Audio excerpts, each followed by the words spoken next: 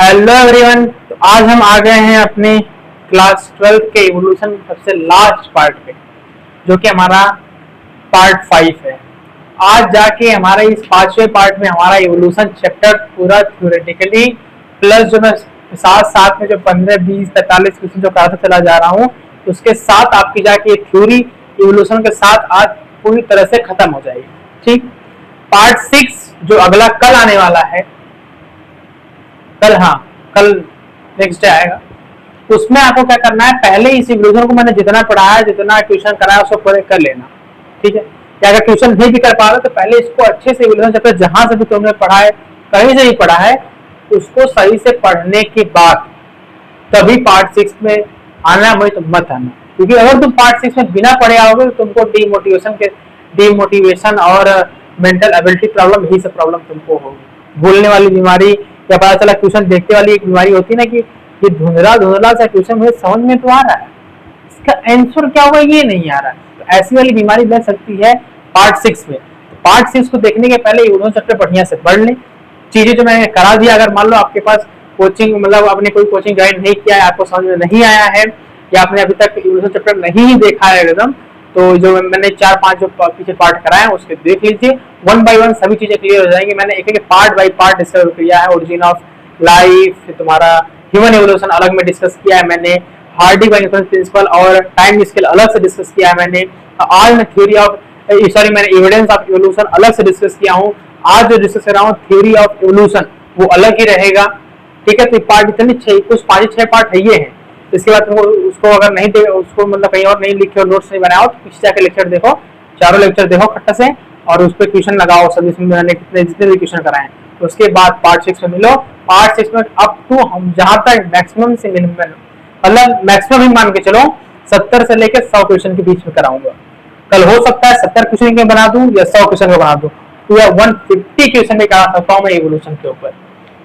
Part 6 के लिए ready रखना, क्योंकि पार्ट 6 में तबाही होने वाली है, क्योंकि अब चैप्टर एकदम यहाँ पे चढ़ गया है। ठीक है, चढ़ने का मतलब इसमें एकदम घुस चुका है, रिलोड हो चुका है, अब बस फायर करना बाकी है। तो फायर करने के लिए रेडी है, जाओ मिलते हैं पार्ट 6 में। चलिए, तब चलना नहीं, अभी ये लेक्चर कंप्लीट करके चलना है। पार्ट 5 तो कंप्लीट हुआ था, पार्ट 6 में आओगे। ठीक है, पार्ट पहले 5 करो। तो पार्ट 5 में आज हमारा पूरा एकदम सिस्टम हैंग हो जाएगा। सिस्टम हैंग का मतलब हमारा ये पार्ट, हमारी इवोल्यूशन चैप्टर खत्म हो जाएगा। बताओ, इंट्रो देने में इतना 2 मिनट लग गया इसी में, चलो समय इसी में चला जाता है। अब आते हैं टॉपिक 2 कवर्ड में। केवल एक टॉपिक आज रहेगी, चैप्टर खत्म में। टॉपिक का मैं यहाँ नाम लिखता हूँ, ऐसा मत सोचना मास्टर कहाँ नीचे चला जाता है बार बार। ठीक है, देखो मैं यहाँ पे लिख रहा हूँ, इस पे आईपैड है, इसी पे लिख रहा हूँ, तभी तो प्रॉपर लिखूंगा। आईपैड को मैंने ना स्क्रीन ये करेक्ट है इससे, तो इस पर मैं लिखता हूँ, तो इस पर लिखता हूँ तो चीजें तुमको दिखती होंगी। क्योंकि ऐसे थोड़ा सा लिखने में क्या होता है, बार बार ऐसे पेन चलाते रहो, थोड़ा सा सही मतलब उतना प्रॉब्लम क्रिएट करता है। ऐसे रहता है आराम से, यहाँ पे ऐसे मैं सपोर्ट लेके आराम से लिख देता हूँ। ठीक है, शुरू करते हैं। आज जो हमारा टॉपिक डिस्कस होगा वो होगा केवल, क्या डिस्कस होगा, थ्योरी ऑफ इवोल्यूशन। इवोल्यूशन की थ्योरी पढ़ेंगे, गंगा नहीं पढ़ना है। ठीक है, इवोल्यूशन की थ्योरी पढ़ना है, तो उसको हम एबीसीडी थोड़ी ना पढ़ना है हमको।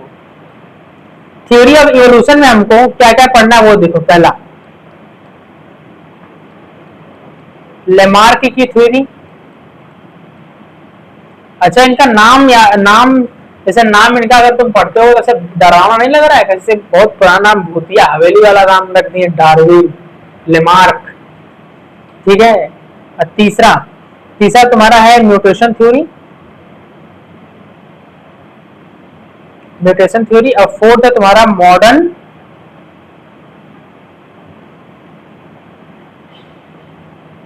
Modern synthetic.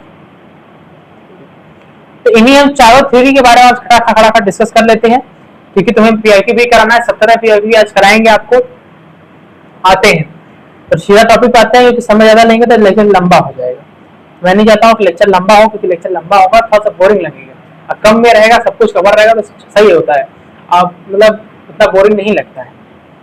आते हैं पहले लमार्क से शुरू करते हैं।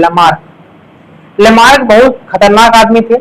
अगर लेमार्क की थ्योरी से कुछ भी, अगर तुमसे कुछ नहीं समझ में आ रहा, बस एक चीज ध्यान रखो, इन्होंने मेन जो बात की तो एक ही चीज की बात है कि इनहेरिटेंस ऑफ एक्वायर्ड कैरेक्टर। इन्होंने बोला कि एक जनरेशन से दूसरी जनरेशन में चीजें पास करती हैं, और जिस चीज का तुम यूज करोगे वही चीज तुम्हारा मतलब यूज थ्योरी है। मतलब अगर तुम उस चीज का यूज कर रहे हो तो तुम्हारे जनरेशन में जाएगा, अगर तुम नहीं यूज कर रहे हो तो अगले वाले पार्ट में जाएगा, अगले जनरेशन में जाएगा। ठीक। और इन्होंने क्या बोला था कि हमारा इन्वायरमेंट में जो चेंज हुआ था वो जनरली किसी वाइटल फोर्स से हो गया। वाइटल फोर्स मतलब कोई बाहर की शक्ति आई और पूरे ब्रह्मांड को बदल दी, अपने से बदल गया।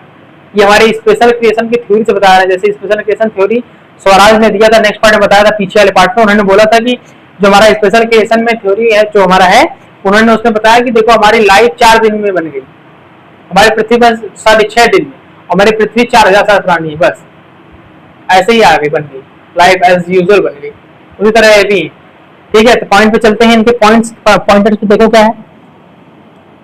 इन्होंने बोला कि कोई एक वाइटल फोर्स है, वाइटल फोर्स मतलब कोई एक जादुई फोर्स है जो क्या करती है, जो तुम्हारे ऑर्गन को मॉडिफाई करती है और डेवलप करती है इवोल्यूशन के लिए, पहला चीज। दूसरा इन्होंने बोला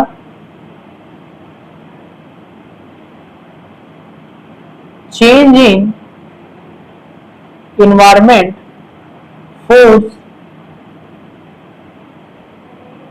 एनिमल टू डू, मतलब इन्होंने कहा जब ब्रह्मांड में चेंज होगा तो ब्रह्मांड जो चेंज होगा वो एनिमल के ऊपर या हम लोग के ऊपर प्रेशर लगाएगा, तुम भी चेंज करो। तो ऐसे करके ह्यूमन एवोल्यूशन हो गया, मतलब ऐसा लिंक बना रहे थे।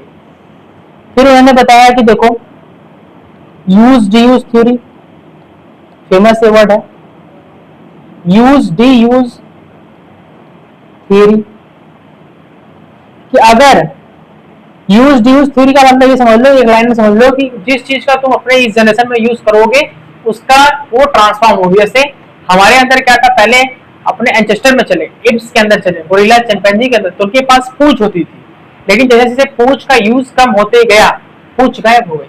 हमारे यहाँ केवल एक छोटी सी कोक्सियल बोन में हल्की छोटी सी टेल बोन होती है। ठीक, तो हमने उसका यूज हटा दिया तो गायब ही हो गई। अगर हम उसका यूज करते रहते तो कहीं ना कहीं प्रेजेंट होता। तो यूज डी-यूज थ्योरी। और इसमें एक और पॉइंट इनका है,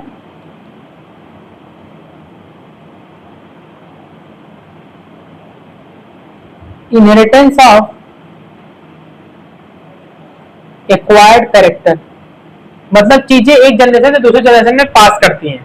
और इन्होंने सबसे बेस्ट एग्जांपल दिया कि देखो जैसे ये था जिराफ,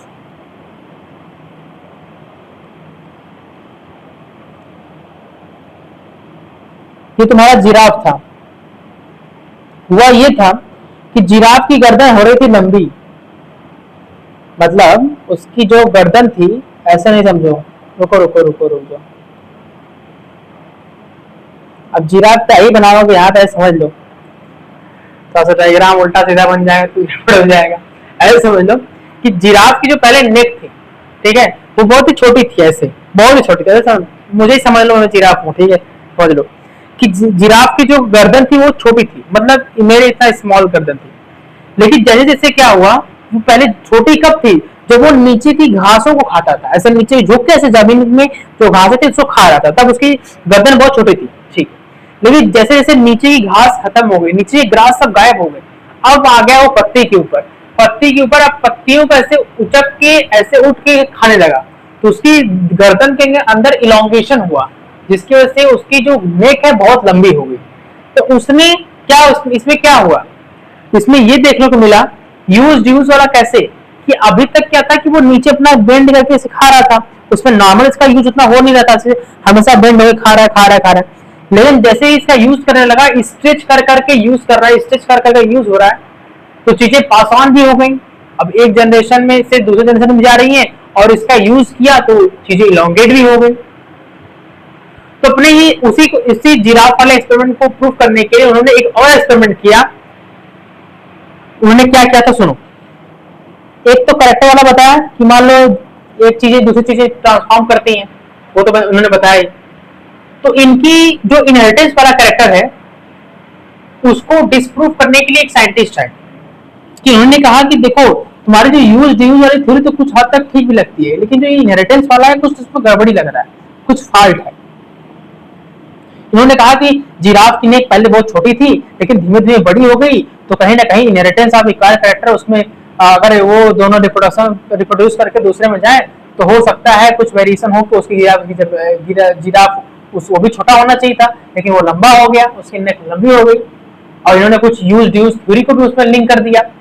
तो उस हिसाब से एक साइंटिस्ट आए, उन्होंने बोला कि उनका साइंटिस्ट का नाम था वाइसमैन, स्पेलिंग था WEISMAN। उन्होंने कहा अगर ऐसा है, अगर आप ऐसा कर रहे हो कि यूज थ्योरी के हिसाब से बता रहे हो कि जिराफ ने अपनी गर्दन को यूज किया तो इलॉन्गेट हो गया, तो उस हिसाब से अगर मैं चूहा ले लूं एक, इन्होंने क्या लिया, एक माउस लिया, माउस, उसको उसकी पूंछ को उसकी टेल को 22 जनरेशन तक काट दिया। मतलब समझ रहे हो, एक चूहा लिया, उसकी पूंछ काटी, रिप्रोडक्शन करा, दूसरा चूहा हुआ, फिर काटा, फिर रिप्रोडक्शन, फिर आई, फिर पूंछ आई, फिर काटा, फिर आई, ऐसे 22 जनरेशन काट दिया। 22 जनरेशन काटने के बाद भी उसकी पूंछ आ जा रही थी बार बार। तो कहा भाई साहब आपका एक्सपेरिमेंट ही गलत है, आप बोल रहे यूज हम मान लो फर्स्ट जनरेशन उसकी पूंछ काट दी, मगर हमारे ये यूज नहीं है, दूसरी जनरेशन में कैसे आ जा रही फिर से, फिर मान लो फिर काट दिए, फिर आ गई, फिर काट दिए, फिर आ गई, फिर काट दिए, फिर आ गई। तो मतलब कहीं ना कहीं ये यूज वाली थ्योरी अभी गलत है। किसने बताया? वाइसमैन। क्या नाम था इनका? वाइसमैन। ठीक, तुम्हारा ये फर्स्ट पार्ट हो चुका है। अब हम आते हैं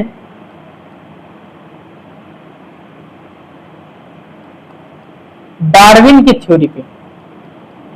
डार्विन की थ्योरी पे उतनी कहानी नहीं देखनी है, डार्विन की थ्योरी क्या क्या कर रही है, इतना ध्यान रखो बस कि डार्विन की थ्योरी का दो मेजर फैक्टर निकलते हैं। एक निकलता है ब्रांचिंग डिसेंट और एक निकलता है नेचुरल सिलेक्शन। डार्विनिज्म की सबसे इंपॉर्टेंट पार्ट यही है, नेचुरल सिलेक्शन। बहुत खतरनाक कि बस इसी से खत्म हो जाता है नेचुरल सिलेक्शन।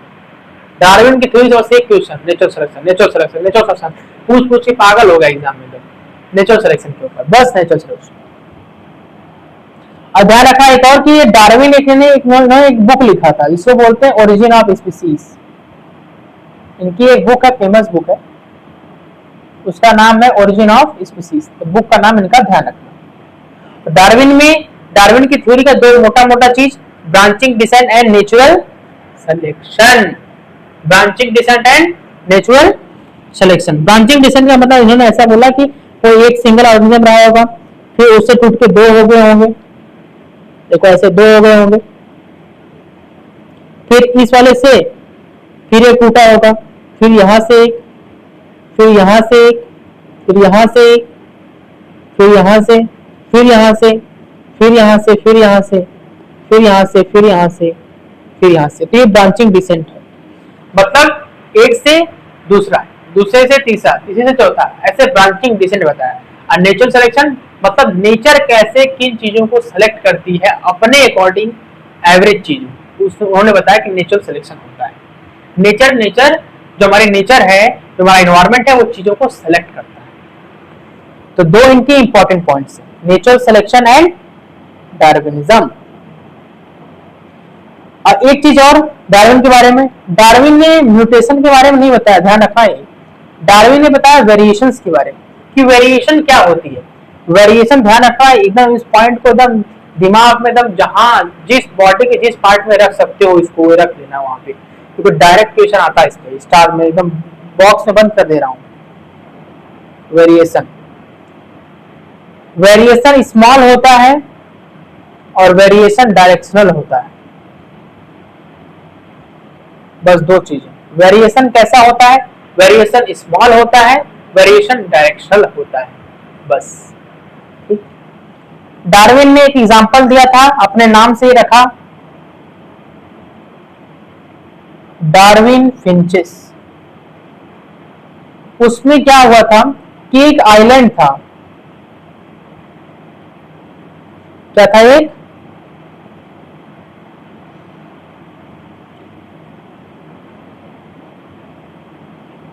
गैलापैगोस कोई आइलैंड था, वहां से कुछ पंछियां उस आइलैंड से, गैलापैगोस आइलैंड से क्या हुआ था कि वहां की जो कॉमन जो बर्ड्स थी, फिंचेस बर्ड्स, वहां से मूव करके अलग अलग जगह पे अलग अलग आइलैंड्स पे चली गई, अपने हैबिटेट के अकॉर्डिंग, अपने नेचर के अकॉर्डिंग, अपने फूड के अकॉर्डिंग, फूड बिहेवियर या रिसर्च के अकॉर्डिंग वहां पे चले गई। फिर इनका कल्चर बदल गया। डार्विन फिंचेस में क्या होता है, एक स्मॉल ग्रुप से, स्मॉल ग्रुप की डार्विन फिंचेस उड़ के कहीं और चली गई, तो इस तरह से जेनेटिक ड्रिफ्ट को भी शो करता है कि स्मॉल पॉपुलेशन में कुछ वेरिएशन हुआ, चेंज हुआ और वो कहीं और चली गई।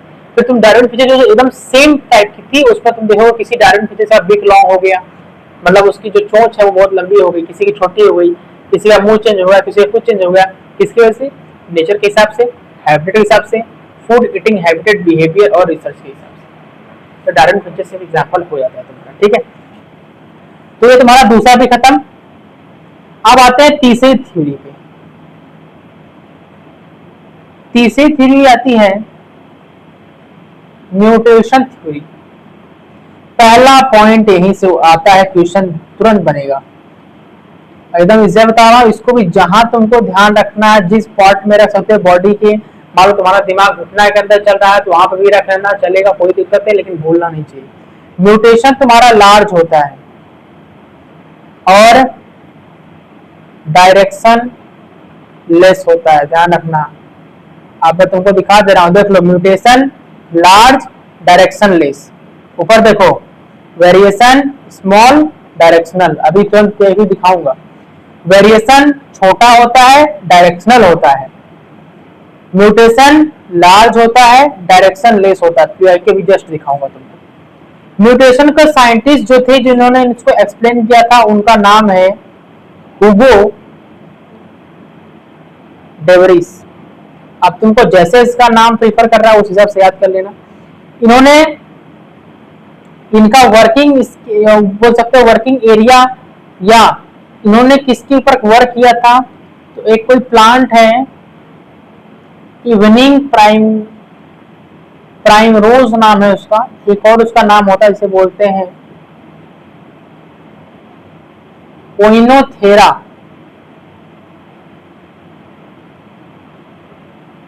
लैमेरिकियाना, ये कोई प्लांट टाइप का है, कुछ है, उसके ऊपर उन्होंने काम किया था और उसके हिसाब से उन्होंने म्यूटेशन थ्योरी अपनी दे दी। तो म्यूटेशन थ्योरी कौन है भाई साहब, म्यूटेशन थ्योरी का रचयिता या म्यूटेशन थ्योरी को देने वाले कौन थे, वो है हुगो डेवरिस।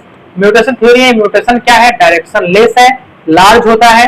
म्यूटेशन में उन्होंने किसके ऊपर वर्क किया, तो उन्होंने वर्क किया ओइनोथेरा लैमेरिकाना, ये कोई इवनिंग तुम्हारा प्राइम रोज है, इन्होंने उसके ऊपर काम किया था। तो म्यूटेशन कैसा होता है, म्यूटेशन तुम्हारा लार्ज होता है और डायरेक्शनल होता है, ठीक। म्यूटेशन में एक और वर्ड डिफाइन उन्होंने किया, भाई साहब सुनो क्या है, पेन नहीं चल रही, पेन ही खत्म हो गई, क्या लगता है मेरा, अरे इस पेन को क्या हो गया, लोग थोड़ा सा पेन मेरा चलना बंद कर दिया है, पेन बीच बीच में धोखा दे देता है मुझे, उसको मैं थोड़ा सही कर लूं, पेन नहीं चल रही है मेरी, देखो चलने लगी पेन मेरी, ठीक है। सुनो क्या है, इन्होंने एक और काम किया, बताया कि भाई साहब स्पेसिएशन क्या होता है। म्यूटेशन थ्योरी में इन्होंने ही बताया था स्पेसिएशन क्या होता है। स्पेसिएशन का मतलब होता है फॉर्मेशन ऑफ न्यू स्पीसीज, नई स्पीसीज का फॉर्मेशन स्पेसिएशन, नई स्पीसीज का फॉर्मेशन स्पेसिएशन, नई स्पीसीज का फॉर्मेशन स्पेसिएशन, नई स्पीसीज का फॉर्मेशन स्पेसिएशन। फिर उन्होंने एक और वर्ड बताया साल्टेशन,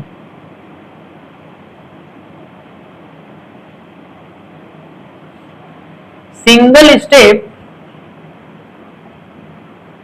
अब तुम भी कहोगे उधर कहाँ है बाबा, देख रहा हूँ उधर मेरी कंप्यूटर स्क्रीन लगी है, ठीक है, जिसमें तुम्हारा कमेंट वमेंट वाला सिस्टम चलता है, और देखता हूँ कि तुम्हारा जो इसमें मैं पीछे जो मेरा आ रहा है पूरा स्क्रीन पे वो सही से दिख रहा है कि नहीं दिख रहा है, ठीक है, तो उसमें देखना पड़ता है कि कहीं मैं स्क्रीन से बाहर तो नहीं चला गया। तो जो हमारे जो डिजिटल ये बोर्ड है मेरा, इसमें सही से मैं यहाँ पे कनेक्टेड है, या जो जहाँ तक मुझे मैक्सिमम लिखना है बोर्ड का जो लिमिट है वहां तक जा रहा है, या छोटा मोटा तो नहीं दिख रहा है ना हमारे डिजिटल बोर्ड में, उसके लिए बोल रहा हूँ। तो साल्टेशन क्या है? सिंगल स्टेट लार्ज म्यूटेशन, छोटा state large mutation, single state large mutation को बोलते हैं साल्टेशन। अब मैं क्यों बार बार बोल रहा हूँ साल्टेशन साल्टेशन, क्योंकि ये तुम्हारा पीवाईक्यू बन चुका है इसलिए बोल रहा हूँ। स्पेसिएशन तुम्हारा पीवाईक्यू बन चुका है इसलिए बोल रहा हूँ। Work on evening primrose Oenothera americana PYQ बन चुका है इसलिए बोल रहा हूँ। म्यूटेशन लार्ज होता है, डायरेक्शन लेस होता है, पीवाईक्यू बन चुका है। इनका नाम कहाँ गया, नाम इनका हुगो डेवरिस, पीवाईक्यू बन चुका है। तो जहां जहां स्टार है भाई पीवाईक्यू खेल जाएगा तुम्हारे ऊपर। चलते हैं अब सबसे लास्ट वाली थ्योरी पे, फोर्थ थ्योरी पे आ गए, चौथे पे हम आ गए।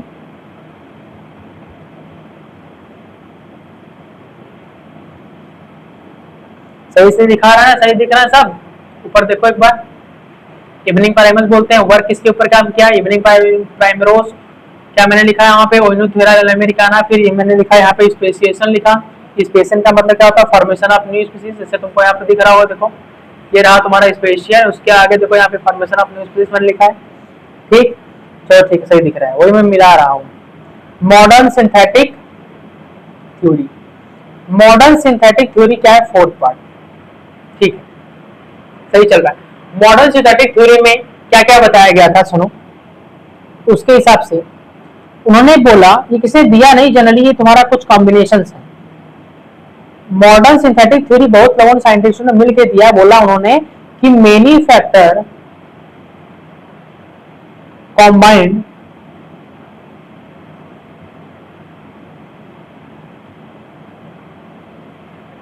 Are responsible for evolution. Modern synthetic theory के हिसाब से बहुत सारे साइंटिस्टों ने मिलकर बोला कि देखो इवोल्यूशन के लिए तुम अलग अलग जो लोग सेपरेट सेपरेट दे रहे हो एक्सपेरिमेंट अपना, तो ऐसे इवोल्यूशन हुआ, ऐसे इवोल्यूशन हुआ, ये थोड़ा कहना सही नहीं है।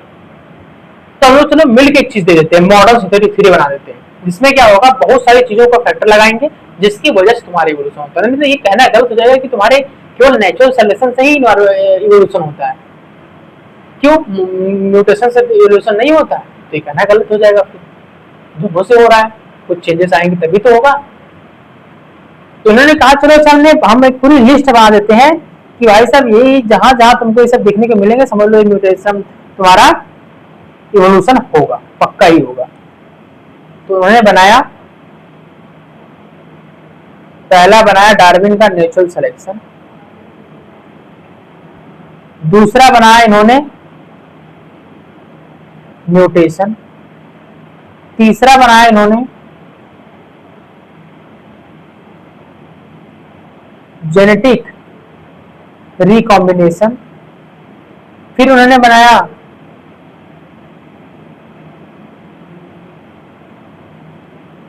जेनेटिक माइग्रेशन, फिर इन्होंने बनाया जेनेटिक ड्रिफ्ट। ड्रिफ्ट नहीं है, ध्यान रखना, ड्रिफ्ट है, मैं ऐसे ही बोल रहा हूँ, ठीक। ये कुछ फैक्टर्स है जो इवोल्यूशन पे तुम्हारे इफेक्ट करते हैं, ठीक। तो इस मॉडर्न सिंथेटिक थ्योरी के हिसाब से natural selection, mutation, genetic recombination, genetic migration, genetic drift, ये सब मिलकर तुम्हारे इवोल्यूशन में कहीं ना कहीं अपना अपना फैक्टर लगा देते हैं, जिसकी वजह से इवोल्यूशन तुम्हारा हो जाता है। अब हम नेचुरल सिलेक्शन जो तुम्हारा एग्जाम पॉइंट ऑफ व्यू से है कि नेचुरल सिलेक्शन के एग्जांपल्स,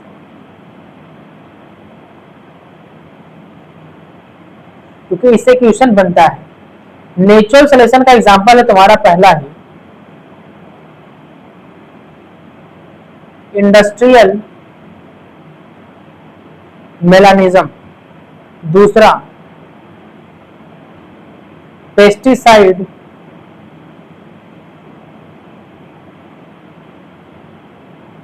रेजिस्टेंस मॉस्किटो, तीसरा है एंटीबायोटिक रेजिस्टेंस माइक्रोब, फोर्थ है हमारा डार्विन फिंचेस। एग्जाम के अकॉर्डिंग से तुम्हारा इंपॉर्टेंट ये है और ये है। ये तो ऐसे जनरली समझ लो कि अगर तुम मान लो मॉस्किटो रेजिस्टेंस, कुछ मॉस्किटो रेजिस्टेंस तुम मान लो पेस्टिसाइड यूज कर रहे हो, तो होगा ऐसा कि ज्यादातर मच्छर मर जाएंगे, लेकिन कुछ ऐसे मच्छर भी होंगे जो उसको झेल जाएंगे, उनके जीन में म्यूटेशन हो जाएगा, उनकी बॉडी में म्यूटेशन हो जाएगा, यहाँ इसको झेल ही जाना है, तो नहीं मरेंगे।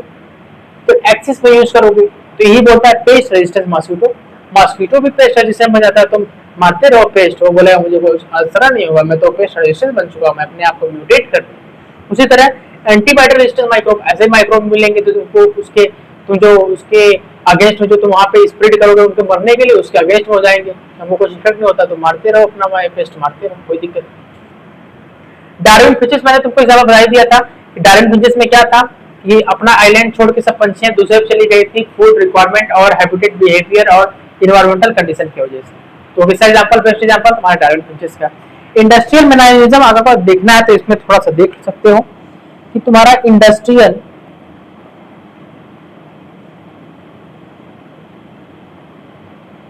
मैनेजरिज्म क्या है। हुआ ये था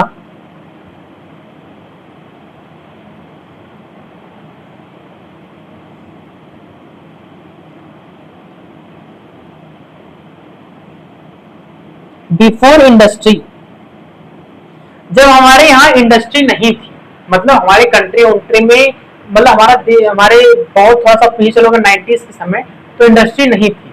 तो जब इंडस्ट्री नहीं थी तो मेन तुम्हारा पॉपुलेशन बोल रहा हूं, मेन तुम्हारा पोल्यूशन नहीं था। तो हुआ ये था कि जब यहाँ पे एक छोटा सा मैं अगर पेड़ बना दूं तो इसके ऊपर एक मिलता था मॉथ, छोटा सा वास्प होता है, पंछी तितली टाइप का, ऐसा होता है, ठीक। ये वाला तुम्हारा व्हाइट कलर का था और ये था तुम्हारा ब्लैक कलर का, ठीक। तो हुआ ये कि जब पोल्यूशन नहीं था ना तो चीजें बहुत ही साफ थी, तो व्हाइट वाले का नंबर, बस इतना ध्यान रखना, पोल्यूशन नहीं था तो व्हाइट वाले का नंबर या व्हाइट वाले की पॉपुलेशन इंक्रीज कर गई और ब्लैक वाले की पॉपुलेशन डिक्रीज कर गई। क्यों कर गई? क्योंकि ब्लैक वाला इजीली दिख जाता था सबको, फिर इसको जो खाने वाला है, जो इसका जो प्रेडेटर है जिसको खा जाएगा, ये मान इसे बड़े बड़े इंसेक्ट है तो इसको खाते हैं, तो वो आएंगे देखेंगे यार ब्लैक वाला दिख रहा है, व्हाइट वाला तो छिप जा रहा है, नहीं दिख रहा तो छिप जाएगा, पेड़ों के बार्क में छिप जाएगा। लेकिन ब्लैक वाला पॉल्यूशन नहीं है तो असली आराम से दिख जाता है, तो उसको लगे खा जाता है, तो ब्लैक वाले की पॉपुलेशन घट गई और व्हाइट वाले की बढ़ गई। कब? जब इंडस्ट्री नहीं थी। आफ्टर इंडस्ट्री देखो, अरे स्लाइड खुल जा रही है इसी को, जानने दो वहीं पर।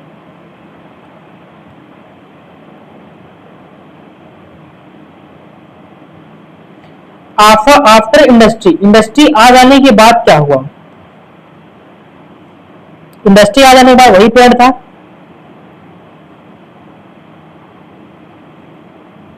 वही मौत है तुम्हारा, मौत नहीं मौत बोल रहा हूं, MOEH। मान लो ये व्हाइट वाला है और ब्लैक वाला। आफ्टर इंडस्ट्री क्या होगा? पॉपुलेशन फिर से लिख रहा हूं मैं, पोल्यूशन लिखना है, पोल्यूशन बढ़ गया तो इन्वायरमेंट में काला चीजें छा जाएंगी, बहुत ज्यादा पोल्यूट हो जाएगा। तो इसमें क्या होगा? ब्लैक मॉथ की जो पॉपुलेशन है वो इंक्रीज कर जाएगी और व्हाइट मौत की, जो हमारा व्हाइट मौत है उसकी पॉपुलेशन घट जाएगी, खत्म। यही है तुम्हारा मोटा मोटा इंडस्ट्रियल मेलाइजेशन। नेचर सॉल्यूशन होता है, नेचर सेलेक्ट करती है कि ब्लैक वाली पॉपुलेशन ज्यादा बढ़ रही है तो उसको घटाना जरूरी है, और व्हाइट वाले की बढ़ रही तो व्हाइट वाले को घटाना जरूरी है। तो बिफोर वाले में व्हाइट या ब्लैक चला गया और आफ्टर वाले में ब्लैक बच गया, व्हाइट चला गया। ये तुम्हारा जनरली किसका एग्जांपल है? मॉडर्न स्टडी थ्योरी में नेचुरल सॉल्यूशन का के बेस पे एग्जांपल तुम्हारा इंडस्ट्रियल मेलाइजेशन। ठीक, अब हम थोड़ा सा ऊपर पीछे आते हैं, पीछे की तरफ। पीछे की तरफ मतलब तुम्हारा देखो, एक बार देख सकते हो, पीछे देख लो एक बार। इंडस्ट्रियल मेलाइजेशन तुम्हें बता दिया, डार्विन फीचर्स में तुम्हें बता दिया हूं ना कि डार्विन फीचर्स में क्या होता था कि मेन जो थी तुम्हारी पंछियां थी वो अपने गैलापागोस आइलैंड से क्या हुई, सॉरी मैं उल्टा बता दिया तुमको, रुक जाओ। मैंने तुमको क्या बताया डार्विन फिंचेस में कि गैलापागोस जो आइलैंड है तुम्हारा, अच्छा मैंने बताया तुमको कि गैलापागोस आइलैंड से जो तुम्हारी फिंचेस थी वो कहाँ ट्रांसफर हो गई? गैलापागोस आइलैंड से ही। अच्छा किसी और आइलैंड में मैंने बता दिया, ठीक है ठीक है, थोड़ा सा यहाँ पे प्रिंटिंग कर लो, बता रहा हूँ, रुक जाओ मैंने उल्टा बता दिया तुमको, रुक जाओ 1 सेकेंड, थोड़ा सा। ये जो आइलैंड है जहां ये पंछियां मूव की उसका नाम है गैलापागोस आइलैंड।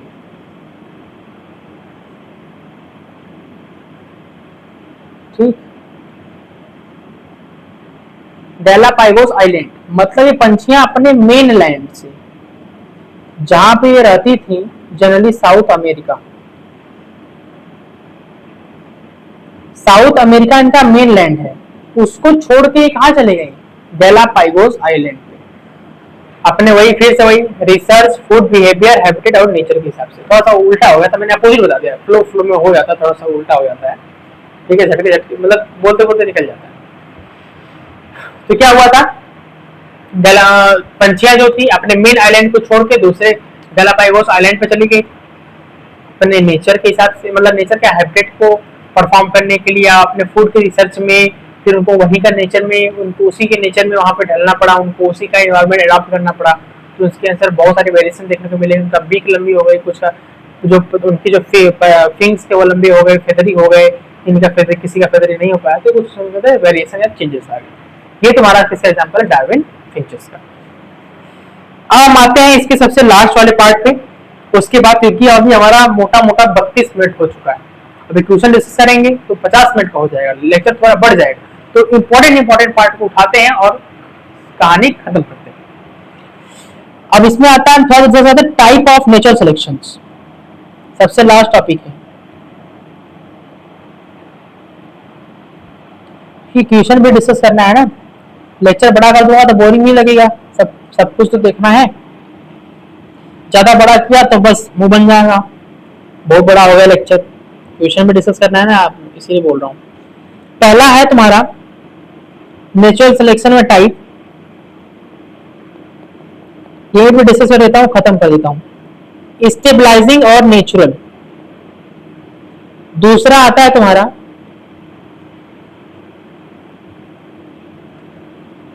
डायरेक्शनल और प्रोग्रेसिव। तीसरा आता है हमारा डिसरप्टिव। अब फटाफट समझो क्या है। नेचुरल वाले में स्टेबलाइजिंग का मतलब ये होता है कि यहां पे एवरेज चीजें सेलेक्ट हो जाती है, जैसे ह्यूमन की height,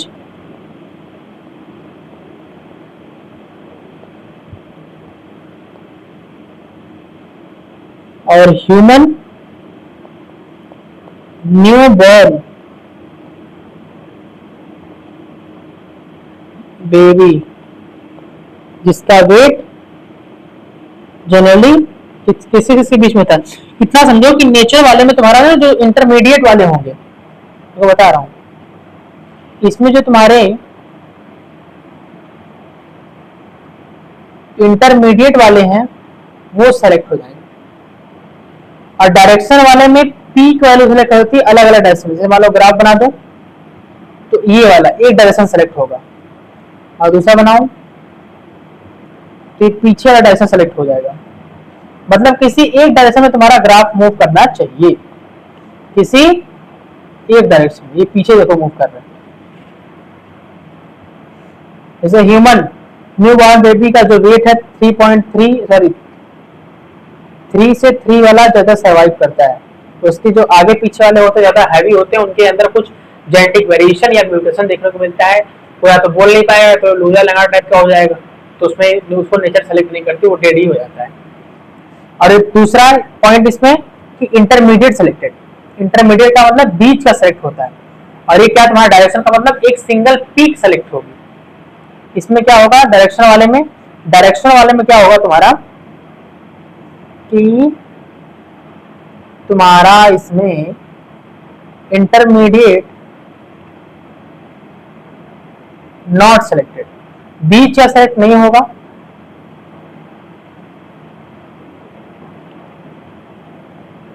one peak value select होगी, कोई एक, ठीक। और डिस्ट्रक्टिव में क्या होगा,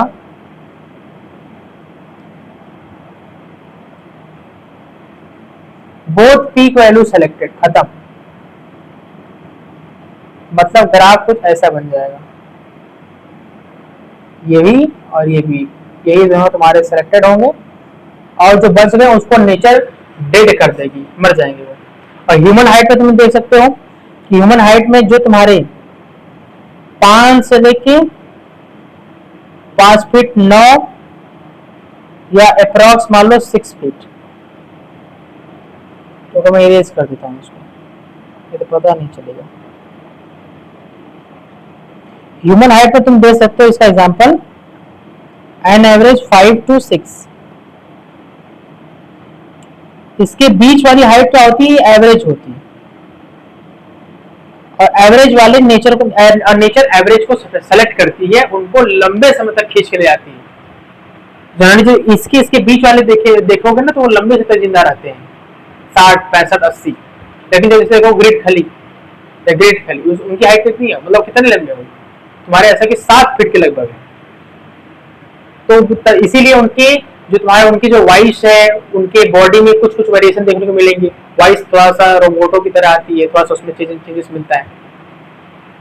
और तुम किसी को देख लो, जो भी तुम एक्सवाइजेड एग्जांपल जानते हो, तो जिनमें ये थोड़ा सा अगर मान लो हाइट भागेगी या एकदम छोटे, जो एकदम मिगेट्स जाते हैं, एकदम छोटे होते हैं, एकदम 4-4 फीट वाले, उसमें क्या होगा, या तो डेड हो जाएंगे या तो मेंटल एबिलिटी हो जाएगी उनके अंदर, तो बहुत कुछ हो सकता है। ठीक है, तो ये तुम्हारा टाइप ऑफ नेचर सेलेक्शन था।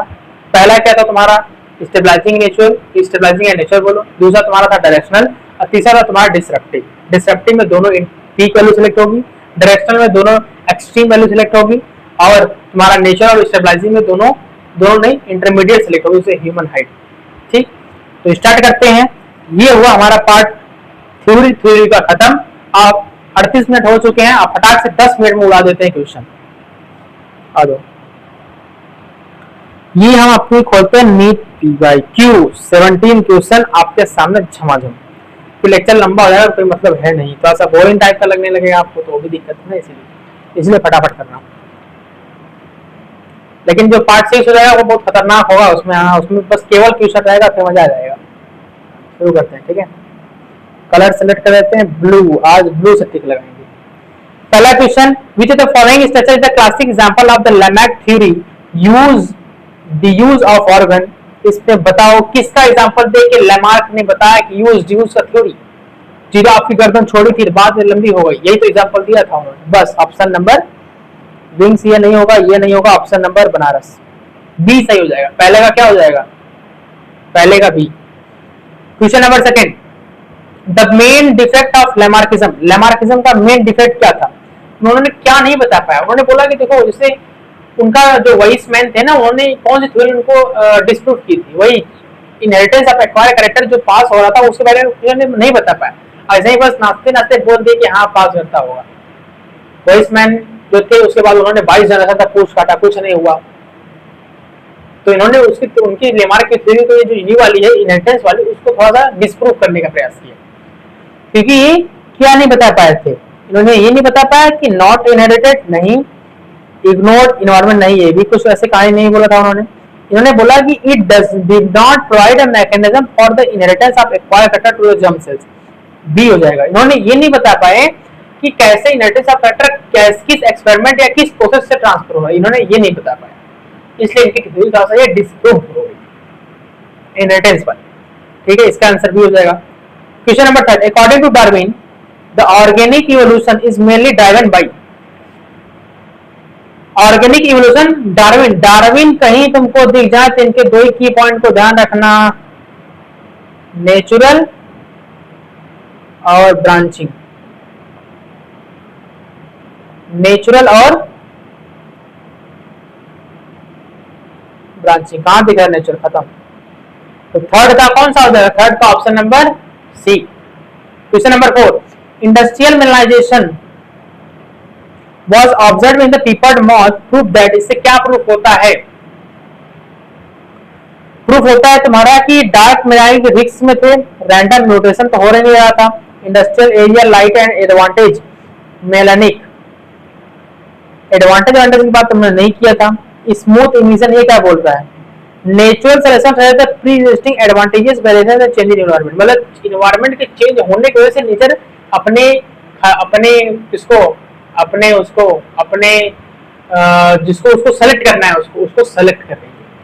जैसे पहले जब पोल्यूशन नहीं था तो ब्लैक वाले व्हाइट वाले को सेलेक्ट कर ली, ब्लैक वाले को, और जब पोल्यूशन हो गया तो व्हाइट वाले को सेलेक्ट कर ली। तो ऑप्शन नंबर डी, 4 का ऑप्शन नंबर डी हो जाएगा। क्वेश्चन नंबर 5, कन्वर्जेंट इवोल्यूशन का मतलब क्या मैंने बताया था पिछले लेक्चर का, ध्यान रखो। एनालोगस, कन्वर्जेंट, सेम फंक्शन इसमें मिला लो। सिमिलर स्ट्रक्चर नहीं, तो इसमें होगा क्या, bones of forelimbs of man and whale, तो दूसरे चलते हैं। डाइवर्जेंट का मतलब क्या होगा, फंक्शन डिफर हो जाएगा। तो similar structure evolve same, sorry हो तो क्या, तो सेम फंक्शन मिल गया हमको। सेम मतलब बी का थर्ड एक ही दिख रहा, ऑप्शन नंबर फर्स्ट खत्म। क्वेश्चन नंबर 5 का ऑप्शन नंबर ई। छठवां, which the following statement is true about the Darwin concept and of variation। Darwin ने जो वेरिएशन के बारे में बताया था उसके हिसाब से क्या है, वेरिएशन मैंने बोला था कि वेरिएशन स्मॉल होता है, डायरेक्शन होता है, याद रहा होगा तो आंसर कर ले जाओगे कि वेरिएशन रैंडम नहीं होता, वेरिएंट सैल्टेटरी नहीं होता ये, और लार्ज नहीं होता, स्मॉल और डायरेक्शन होता है, ऑप्शन नंबर बी। छठवें का option number B. Question number 7, survival of the fittest का मतलब क्या होता है बताओ, survival of the fittest Darwin के अकॉर्डिंग क्या है, सर्वाइवल ऑफ द फिटेस्ट वही है जो better reproductive success of the individual adapted to the environment, जो बेटर रिप्रोडक्टिव सक्सेस कर ले जाए उसे क्या बोलते हैं, तुम्हारे सर्वाइवल ऑफ द फिटेस्ट, उसको माना जाता है, नेचर उसको उसी को मानती है। ठीक है, तो क्वेश्चन नंबर 7 का तुम्हारा क्या हो जाएगा, आंसर बी हो जाएगा। Question number 8, not true to the mutation theory के हिसाब से जो हमारे हुगो डी वेरिस थे, जो म्यूटेशन थ्योरी उन्होंने दिया उसके हिसाब से क्या नहीं सही है। उन्होंने म्यूटेशन को बताया म्यूटेशन रैंडम होता है, डायरेक्शनलेस, तो डायरेक्शनलेस, हाँ ये तो सही है, ठीक है। साल्टेशन नहीं बताया था, म्यूटेशन ये भी ठीक है। म्यूटेशन कॉज स्पेसिएशन, हाँ ये भी ठीक है। Mutation are always small and directional, directional कब से होने लगा, तो ऑप्शन डी। लेकिन नॉट ट्रू पूछा है तो तुम्हारा क्वेश्चन नंबर 8 का ऑप्शन नंबर डी हो जाएगा। Question number 9, variation called mutation, ध्यान रखना इसमें वेरिएशन के बारे में नहीं पूछा है कि जब ढीमस में खोज के ये लगा दे स्मॉल एंड डायरेक्शन लगा दे तो गलत हो जाएगा। इसमें वेरिएशन के हिसाब से तुमसे म्यूटेशन के बारे में पूछा है, म्यूटेशन तुम्हारा रैंडम होता है, डायरेक्शनलेस होता है, तो ऑप्शन सी ये तुम्हारा गलत हो जाएगा, मत करना ये वेरिएशन के हिसाब से, इसमें कंफ्यूजन होगा। ऑप्शन नंबर सी इसका सही है, म्यूटेशन के हिसाब से जाना। क्वेश्चन नंबर 10वां, according to the Hugo de Vries mechanism of speciation का मतलब क्या होता है, फॉर्मेशन ऑफ न्यू स्पीशीज, क्या है भैया स्पेसिएशन, क्या है भैया स्पेसिएशन, हमारा साल्टेशन खत्म। स्पेसिएशन क्या है, स्पेसिएशन क्या है, फॉर्मेशन ऑफ न्यू स्पीशीज जो रिलेटेड तुम्हारे साल्टेशन से, सिंगल स्टेप लार्ज म्यूटेशन से। Question number 11, Hugo de Vries based on the mutation theory of evolution on his extensive experimental work, उसके हिसाब से कहो किसके ऊपर काम किया था उन्होंने, इवनिंग प्राइमरोज, क्या नाम था, ओइनोथेरा लैमेरिकाना, ओइनोथेरा लैमेरिकाना। क्वेश्चन नंबर 11 का option number C. Question number 12, ये जो तुम्हारा हार्डी इक्विलिब्रियम है वो किससे अफेक्टेड हो जाता था? जेनेटिक माइग्रेशन, जेनेटिक ड्रिफ्ट और तुम्हारा क्या था, नेचुरल सिलेक्शन, और इन सब से ये अगर ये सब चीजें बैलेंस है तो आपकी इक्विलिब्रियम बैलेंस रहेगा, अगर बैलेंस नहीं है तो ये अनबैलेंस हो जाएगा। तो ऑप्शन नंबर बनारस, बी से बनारस हो जाएगा। तो बड़ा क्वेश्चन नंबर 12 का कौन सा ऑप्शन सही है? Option number B. 13 पे आ जाओ। 13 थोड़ा सा कैलकुलेशन वाला है, मैं तुमको बताया था कि P प्लस क्यू बराबर 1, तो P तुमको 0.4 दिया तो Q बराबर 1 माइनस 0.4 हो जाएगा तुम्हारा 0.6। तुमसे क्या पूछा बताओ, ये हमको रिसेसिव बताओ, क्यों वाला बताओ। तो मेन फॉर्म लगा दो, पी क्यू स्क्वायर 2PQ बराबर 1। ये तुमसे पूछ रखा है कि ये पूछ रहा है, ये वाला दिया है, कितना दिया है? P 0.4 दिया है, स्क्वायर कर दो कितना हो जाएगा? 4 16 0.16 क्यू स्क्वायर, क्यू स्क्वायर कर ले गए ऐसे। पहले रुक जाओ, पहले तुम क्यू रख ही लो। ये तुम्हारा कितना है? 0.6 आया ना, तो कहीं ना कहीं अगर हम क्यू का स्क्वायर कर दें तो कितना हो जाएगा? 0.36 हो जाएगा, 0.36 हो जाएगा। तो हमारा देखो मैच कर रहा है, यहीं पे रट्टा कर लो, खत्म। देखो किसी से मैच कर रहा है, ये रेसिसिव पूरा था, रेसिसिव नहीं हो जा रहा है, उसको निकालना होगा तो निकाल लेना अपना। कैसे निकालोगे? तुम्हारा P कितना आ रहा है?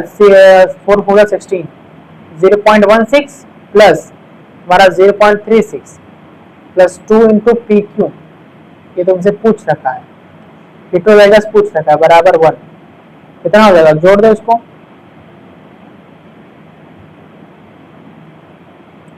52, तो 1 हो जाएगा और 0. हो जाएगा, तो 0.4 और 0.4 देखो आगे 0.48 तुम्हारा आंसर आ चुका है। ठीक, यूज कर देते हैं क्योंकि नेक्स्ट वाला क्वेश्चन नीचे करना है। तो इसका क्या होगा? कौन सा ऑप्शन नंबर है? 15वां बताओ, artificial selection to obtain cow yielding higher milk. High milk का मतलब समझ रहे हो? पीक वैल्यू सेलेक्ट हो रही है। पीक वैल्यू किसमें सेलेक्ट होती है? डायरेक्शनल वाले में या प्रोग्रेसिव वाले। डायरेक्शनल सिलेक्शंस खत्म। डिसेप्टिव होगा नहीं क्योंकि दो एक्सट्रीम होने चाहिए, इसमें केवल एक पीक वैल्यू सेलेक्ट कर रहा है। और स्टेबलाइजिंग तो होगा नहीं, नॉर्मल हो जाएगा, स्टेबलाइजिंग होगा नहीं, डिसेप्टिव हो ही नहीं रहा है। ऑप्शन नंबर बी डायरेक्शन हो जाएगा क्योंकि इसमें एक सिंगल पीक वैल्यू सेलेक्ट होती है, दो पीक वैल्यू इसमें सेलेक्ट नहीं होती। आते हैं क्वेश्चन नंबर 16 पे। देखो थोड़ा नंबरिंग गड़बड़ है यहाँ पे, 13 के बाद इसको 14 कर लेना, 14 के बाद ये तुम्हारा 15 हो जाएगा, 15। ठीक है। जेनेटिक ड्रिफ्ट का मतलब क्या बताया था कि स्मॉल पॉपुलेशन में कुछ चेंजेस हो रहा है तो उसे जेनेटिक ड्रिफ्ट बोलते हैं। तो कहाँ लिखा हुआ? स्मॉल आइसोलेटेड पॉपुलेशन में चेंजेस को बोलते हैं जेनेटिक ड्रिफ्ट। ऐसा नहीं कि लार्ज पॉपुलेशन में निकाल लो जेनेटिक ड्रिफ्ट निकाल लो, स्मॉल पॉपुलेशन में चेंजेस को बोलते हैं जेनेटिक ड्रिफ्ट। इससे कौन सा हो जाएगा? Option number D. Question number 16, tendency of population in a given environment to remain genetic equilibrium. Genetic equilibrium होने के लिए क्या क्या होना चाहिए? ऑप्शन देखते हैं क्या भाई साहब। जेनेटिक इक्विलिब्रियम कब होगा? जेनेटिक इक्विलिब्रियम तब होगा जब तुम्हारा ये रैंडमली मैटिंग होगी। जब रैंडमली मैटिंग हो जाएंगे तो जाकर तुम्हारा कैसा हो जाएगा ये जेनेटिक इक्विलिब्रियम। जेनेटिक इक्विलिब्रियम मतलब ये तुमसे पूछ रहा है कि जेनेटिक इक्विलिब्रियम कब होंगे ये, लेकिन तुमसे पूछा लैक, मतलब कौन सा नहीं होगा तो जाके तुम्हारा जेनेटिक इक्विलिब्रियम नहीं बनेगा। मतलब जेनेटिक इक्विलिब्रियम मतलब वो बने ही ना, वो इक्विलिब्रियम अटेंड ना हो। अगर ये ना होगा मतलब ये ऑप्शन वाला जो चार दिया गया है, अगर वो ना हो तो जेनेटिक इक्विलिब्रियम ना होगा, ऐसा क्वेश्चन तुमसे पूछना है। तो इसमें क्या हो जाएगा तुम्हारा रैंडमली मीटिंग। रैंडमली मीटिंग मैंने क्यों लगाया? रैंडमली मीटिंग से क्या होता है, तुम्हारी म्यूटेशन और वेरिएशन हो जाती है, तभी तो जेनेटिक इक्विलिब्रियम होगा। एकदम कॉपी पेस्ट करना चाहते हो क्या? उसको वेरिएशन होना चाहिए। तो पूछा लैक मतलब उसकी वजह से अगर वो इस जो ऑप्शन में बताया अगर वो नहीं होगा तो जेनेटिक इक्विलिब्रियम नहीं आएगा, क्योंकि जीन में क्या होता है हमेशा थोड़ा बहुत वेरिएशन म्यूटेशन होना चाहिए, कॉपी पेस्ट नहीं होता, नहीं तो जेनेटिक इक्विलिब्रियम खराब हो जाएगा। तो तुम्हारा क्या हो जाएगा? रैंडमली मीटिंग हो जाएगी। क्वेश्चन नंबर तुम्हारा लास्ट आ गया 17 पे आ गए हैं। दरिंड वाले पे भी the following pair represent analogous. Analogous का मतलब क्या होता है? एनालोगस स्ट्रक्चर वैसे स्ट्रक्चर होते हैं जिनका तुम्हारा कन्वर्जेंट इवोल्यूशन मतलब उसमें क्या हो जाएगा, फंक्शन तुम्हारा सेम हो जाएगा। मिला लो कौन सा फंक्शन सेम। विल और विंग्स ऑफ बैट, ये तो स्विम करने के लिए, फ्लाई करने, खत्म करो। पोंगन बिला कोकरबटिया, ये क्लाइंबिंग के लिए या प्रोटेक्शन के लिए, ये करेगा तुम्हारा क्लाइंबिंग और ये प्रोटेक्शन, ये भी खत्म। Flipper of dolphin and penguin, option C, खत्म। चाहे तुम्हारा डॉल्फिन हो चाहे तुम्हारा पेंगुइन हो, दोनों स्विम करेंगे पानी के अंदर, function same, common origin sorry ancestor different, analogous convergent evolution, question खत्म। तो ये तुम्हारे 17 क्वेश्चन थे। आज का सेशन यहीं पे वाइंड अप एंड हो गया। देन के साथ साथ तुम्हारा इवोल्यूशन का भी एंड हो गया, कॉन्सेप्ट ऑफ थियोरी के साथ। जो लेक्चर जो हमारा 6 आएगा अगला पार्ट, उसमें क्या होगा तबाही, उसमें 100-150 क्वेश्चन हो सकते हैं इवोल्यूशन से, तो चीजें तैयार करके आना, क्योंकि अब पूरा सिस्टम बन चुका है, थ्योरी कंप्लीट हो चुकी है। ठीक है, तो मिलते हैं पार्ट 6 में, तब तक के लिए ओके बाय, थैंक यू, जय हिंद जय भारत।